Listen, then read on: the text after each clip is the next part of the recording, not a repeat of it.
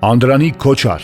հայ լուսանկարիչ, խորհրդային Հայաստանում գեղարվեստական լուսանկարչության հիմնադիր։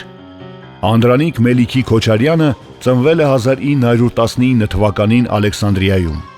Տեղի միակ կինոստուդիայում աշխատել է որպես օպերատորի օգնական, իսկ 1945 թվականին բացել իր լուսանկարչատունը։ 1947 թվականին Անդրանիկ Քոչարը վերադառնում է հայրենիք, որտեղ նրա աշխատանքային ուղին սկսվում է Հայֆիլմ կինոստուդիայից, նախ որպես օպերատոր, այնուհետև լուսանկարչական բաժնի վարիչ։ Սև ու սպիտակի, լույսի ու ստվերի վարպետի ժառանգության գերակշիռ մասը դիմանկարներն են, որոնք մեզ են ներկայացնում կերպարների մի ամբողջ բույն, որը կարելի է անվանել տրամադրությունների ու բնավորությունների պատկերասրահ։